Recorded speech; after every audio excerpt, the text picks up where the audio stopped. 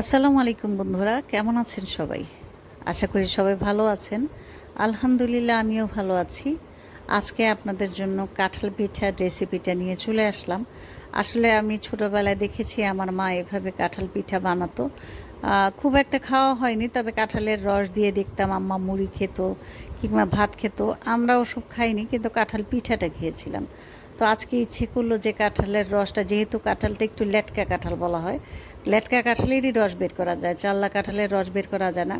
আর আমার পছন্দ হচ্ছে চাল্লা কাঁঠাল, কিন্তু এখানে লেটকা কাঁঠাল হওয়াতে কেউ খেতে চাচ্ছিল না, যদিও আমার হাজব্যান্ডের লেটকা কাঁঠাল খুব পছন্দ। তারপর আমার বড় মেয়ে বলল যে না আম্মু, কাঁঠালগুলো ফেলে না দিয়ে একটা কাজ করো, এটা রস বের করে তুমি পিঠা তৈরি করে ফেলো। তখন আমি বললাম হ্যাঁ তাই তো করা যায়। তাই আমি কাঁঠালের রস চিপে চিপে এভাবে বের করে নিয়েছি। এটা অবশ্য অন্য প্রসেসেও বের করা যায়, চালনি থাকলে চালনির মধ্যে যদি একটু ঘষা দিয়ে চেপে চেপে কিন্তু রসটা ইজিতে বের করা যেত। কিন্তু আমি আসলে চালনি খুঁজে পাচ্ছিলাম না, তাই এখানে চিপে চিপেই কিন্তু কাঁঠালের রসগুলো বের করে নিয়েছি। আর এই কাঁঠালের রস বের করে নিয়ে তারপর কিন্তু কাঁঠালে পিঠা বানাতে হবে। চালের গুঁড়াটা কিন্তু শুকনা ছিল আমার বাসায়। তো শুকনা চালের গুঁড়া হলে আপনারা করবেন কি, আগে কাঁঠালের রসের ভিতর চালের গুঁড়াটা ভিজিয়ে রাখবেন অনেকক্ষণ। অনেকক্ষণ ভেজানোর পর কিন্তু চালের গুঁড়াটা একটা মিহি ভাব চলে আসবে, আঠালো ভাব চলে আসবে, তখন কিন্তু আপনি পিঠাটা বানাতে আপনার সুবিধা হবে।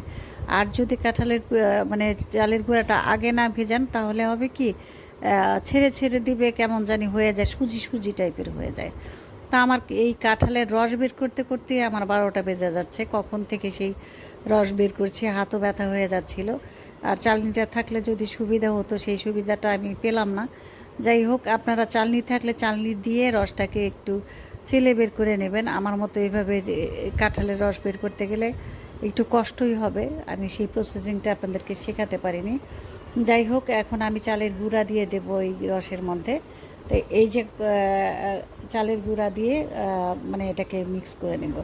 তো চালের গুঁড়াটা ছিল বাসায় প্যাকেটেই, শুকনা চালের গুঁড়া। সে কারণে আমি এটাকে 3-4 ঘন্টা কিন্তু এভাবে কাঁঠালের রসের মধ্যে চালের গুঁড়াটাকে মিশিয়ে তারপর ভিজিয়ে রেখেছিলাম। তারপর এটা ভেজার পর কিন্তু আমি চিনি মিলিয়েছি। চিনি মেলালেও কিন্তু এটার সাথে একটু চিনি থেকে পানি ছাড়ে। আর কাঁঠালের রস তো একটু পানি দেওয়ার, সেখানে আর পানি দেওয়ার কোনো প্রয়োজন হয় না। যে কারণে কখনোই ভুলে পানি ব্যবহার করবেন না এখানে কাঁঠালের রসে। তা আমি বেশি চিনি দিইনি, 1 চামচ চিনি দিয়েছি, কারণ কাঁঠাল তো এমনিতেই মিষ্টি। সেই কারণে আর যেন মিষ্টি না হয়, এই জন্য 1 চামচ চিনি দিয়ে আমি এটাকে আসলে মিলিয়ে নেব।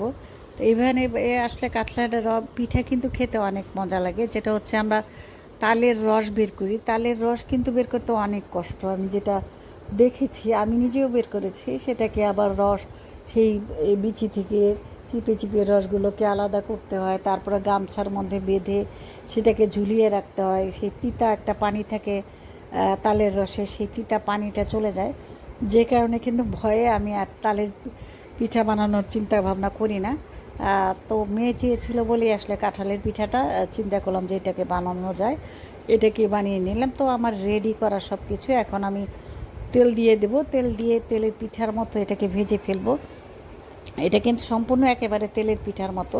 তো আমার যেহেতু আমি নন স্টিক প্যানে ভাজছি, এটা যদি আসলে ওই যে গর্তওয়ালা কড়াইগুলো হতো, সেখানে কিন্তু ইজিভাবে আপনি অনেক সুন্দর করে তেলের পিঠাটা ভাজতে পারতেন।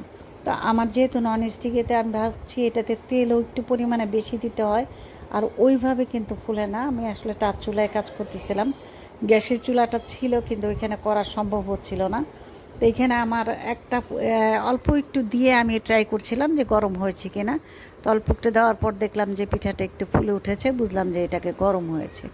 তো এই পিঠা ভাজতে যেয়ে দেখি যে না, তারপরেও ননস্টিকের নিচে কিন্তু লেগে গিয়েছিল। সত্যি কথা, আমার আগের তো অভিজ্ঞতা নেই, কিন্তু আজকে করতে যেয়ে তারপর প্রথম পিঠাটা কিন্তু আমার একটু ঝামেলা হয়েছিল, কিন্তু পরের পিঠাগুলো আমি খুব সুন্দর করে ভেজে নিতে পেরেছি। তো এইখানে আমি আসলে পিঠাটা ভাজছি।